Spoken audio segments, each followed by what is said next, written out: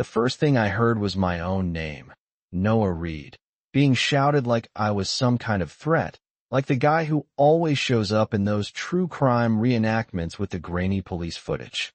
Next thing, boots on the porch, flashlights in my eyes, and the front door banging against the wall so hard it made my teeth clack. Hands where I can see them, Mr. Reed. That's how you find out you can get arrested for trespassing on your own land. Yeah, that happened. You never expect your lowest moment to come with strobe lights and cuffs. I remember standing there, wrists behind my back, next to the table my Uncle Sam built with his own hands, thinking how grief just makes you slow, like moving underwater.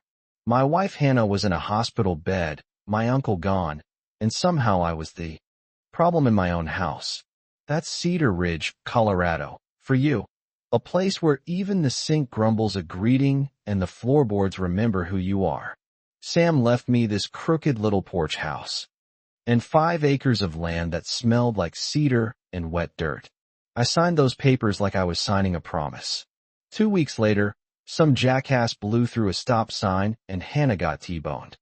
Life turned into hospital coffee, insurance hold music, and those weird, one-sided conversations where you talk and hope the person you love finds a way to walk back into the room through your words. And while I was doing all that, the world back home just kept turning without me. Fast forward to the night the cops found a gun in my kitchen. I don't own a gun. Hell, I barely like fireworks. But there it was, black steel tucked under a dish towel in the drawer with the napkins, and a neat stack of documents on the table, like some bureaucrat had come in and left a to-do list for me. Detective Rivas skimmed the top page and gave me that look cops give you when they've already decided what kind of person you are. You see this, Mr. Reed? Quit acting surprised. The letterhead read, Mesa County Recorder. The deed? It said owner, Veronica Hale, my mother-in-law. If you're wondering why I didn't just burst into flames right there, well, nothing about Veronica really shocks me. She smiles like someone who learned how in the mirror, always 2 steps into your business, allergic to no, and convinced she's always right. Just ask her.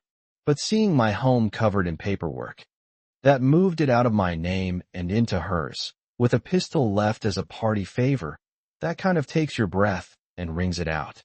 I said the words you're supposed to say, this is my house. My uncle left it to me. Those papers are fake.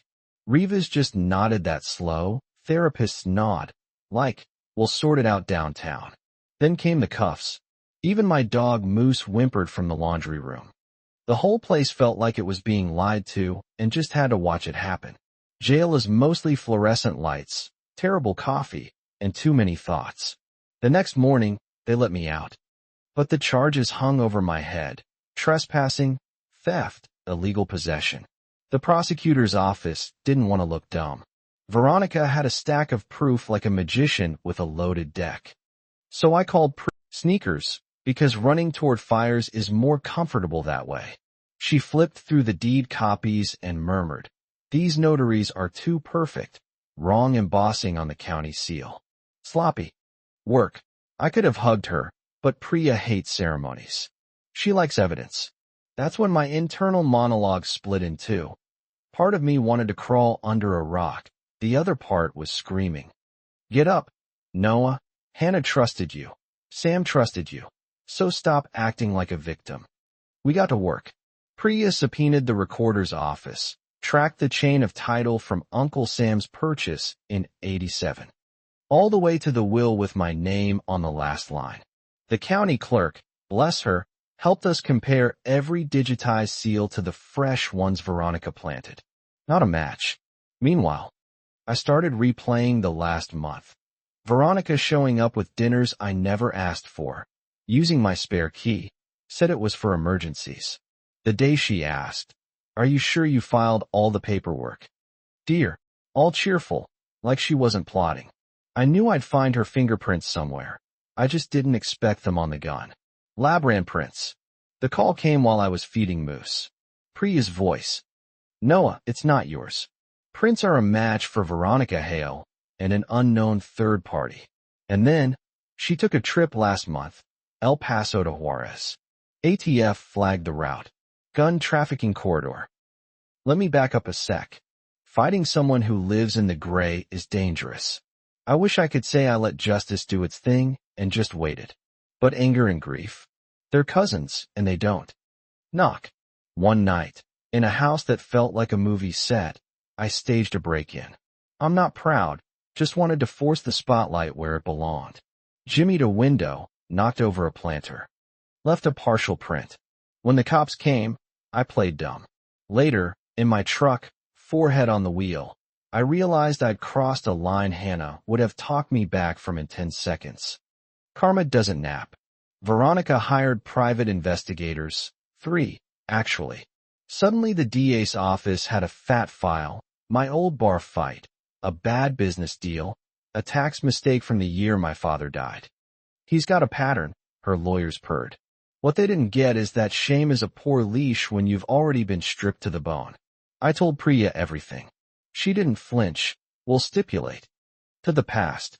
Your present is clean. The truth doesn't need you to be a saint. Neighbors talk in Cedar Ridge. Mr. Dalton from up the road brought over a pie and told me. Veronica wanted me to sign a statement about you waving a gun. I told her I'd sign her confession if she dictated it. He smiled that tired smile. Keep your chin up, son. Some people hand you rope. Some people cut it. Priya built our wall, brick by brick. Travel records, lab results, a forensic stamp analysis, the clerk's sworn statement about tampering, and, crucially, Hannah's medical power of attorney. Proving Veronica had zero say over her daughter's property. Every angle covered. But building a case when you're living at the hospital is like trying to build a raft in a storm. Still, we kept at it. Then came the day Veronica overplayed her hand. My phone was recording Colorado's one-party consent. I checked. She showed up all lilies and lighter fluid, smiling. Noah, let's keep this out of court. Sign here, put the house in my name. I'll help with Hannah's bills. I looked at the pen, looked at the camera, and just said, you planted a gun in my house, Veronica. Her face cracked, just a little. Don't be dramatic, she hissed. You think you can win? You can't even keep your wife safe. The world went silent and red. Priya had what she needed. Courtrooms are colder than TV. Judge Carter, white hair, eyes like he's seen it all, said, truth, not theater, wins cases. Veronica in cream and pearls, lawyers grinning. Priya had a yellow legal pad and a voice like gravel. She called Deputy Clark, walked through the fake notary stamp, the dead woman's commission number, the lab tech with fingerprint evidence, Veronica Hale, and some unknown mail. But none for Noah Reed. Then she played the recording, Veronica in my kitchen, waving bills and threats. Judge let it in. Then Priya surprised me. She called me to the stand. Why fight this? Why not take the money? I looked at the jury, real people, not a wall. This isn't about a house. It's about the man I promised my wife I'd be. My uncle trusted me. My wife trusted me. If I sell my spine to make the noise stop, I break every promise I ever made. Didn't take long. The judge ruled the deed fraudulent. Charges dropped with prejudice, referred the forgery to the DA, and ordered an investigation into the gun. Rivas caught my eye in the hallway. Looks like we knocked on the wrong door first. I just nodded. Gloating only tastes good for a minute. 2 weeks. Later, Veronica was arrested, fraud, conspiracy, gun charges. The morning they took her, I saw her at the grocery store, reaching for eggs like nothing ever cracked. She looked smaller, almost scared. Our eyes met. She opened her mouth, maybe to spit, maybe to beg, but the officers led her away. Pearls catching the light one last time. People want villains to explode and heroes to get parades. But life's messy, eh? Hannah's still healing, piece by piece, but we're getting more of her every week. The house smells like cedar again. Moose naps by the fire. Priya finally took my money, sent me a bill with a note. Coffee on the porch when the sun's out. Mr. Dalton still brings pie, swearing it's for Moose. I replaced the locks and changed the hiding spot, and more importantly, Change the version of myself who thought bending the rules would bend fate. I keep that broken planter in my mind. Not proud, just honest. Maybe you think I should have played it cleaner. Or maybe you think sometimes you fire a flare even if it burns your hand, because the dark's already taken too much. So, tell me, if you were me, would you have waited, risked losing the house, or taken the money and walked? Or do you draw your own lines, even if you get burned? I want to know what justice looks like to you, where the line is between defending yourself and becoming what you hate. Drop your story in the comments.